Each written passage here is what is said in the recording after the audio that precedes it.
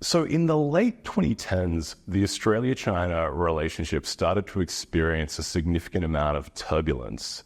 Beijing became deeply dissatisfied with a range of policy decisions taken by Canberra, including decisions to exclude Chinese companies from the rollout of the 5G network and decisions to impose more scrutiny on attempted foreign interference in Australian politics. And Beijing saw these policies as being directed at China, and this led to deepening frustration with the Australian government in Beijing. And this really exploded into a full-blown campaign of economic coercion by China against Australia in 2020, which was prompted by Australia's call in April of 2020 for an inquiry into the origins of COVID-19.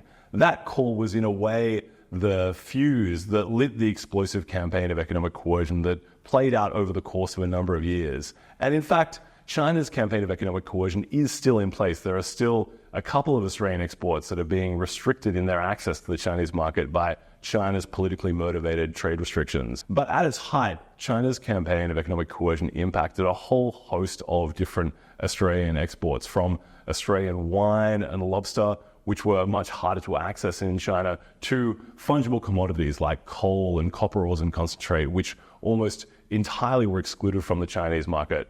So it was a long-standing campaign that lasted for in excess of 4 years and impacted a broad range of Australian exports and likely impacted something in the order of north of $20 billion worth of Australian exports to China per annum.